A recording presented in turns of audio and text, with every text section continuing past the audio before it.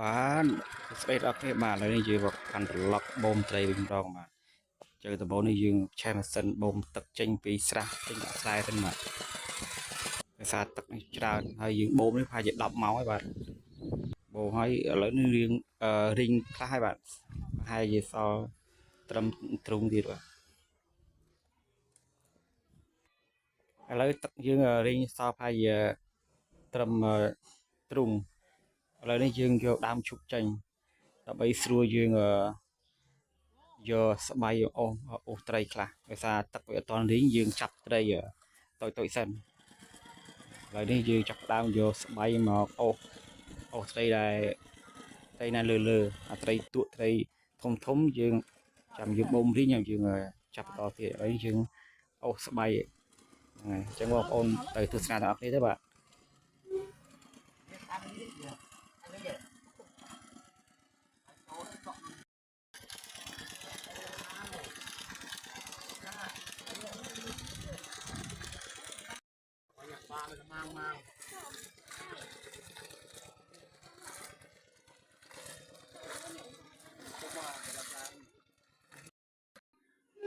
បាទឥឡូវនេះទឹករីងហើយឥឡូវនេះយើងចាប់ត្រីធំដល់បាទដូចត្រីទួក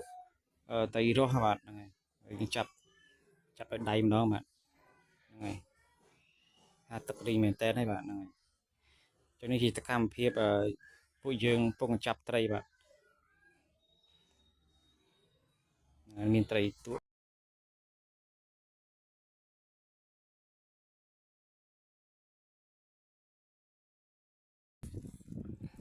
បាទមួយស្បៃនេះប្រហែលជា30គីឡូបាទសឹកត្រីទួកបាទនេះស្បៃនេះបាទឥឡូវយើងយកត្រីនេះទៅយកទៅប្រោះសិនបាទយកទៅប្រោះទុកសិនបាទយើងចាប់បានពេញយើងទៅប្រោះទុកនេះឥឡូវយើងយកមកលើយកទៅប្រោះទុកសិន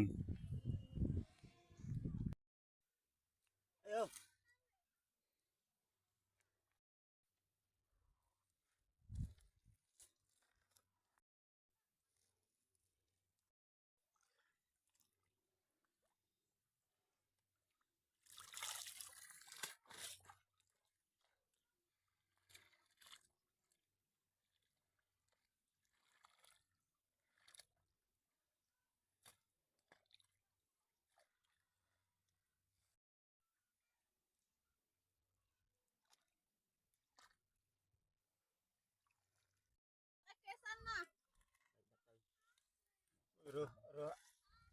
ត្រីចូលនោះបានច្រើនទៅទំហំមួយពីតាស្អី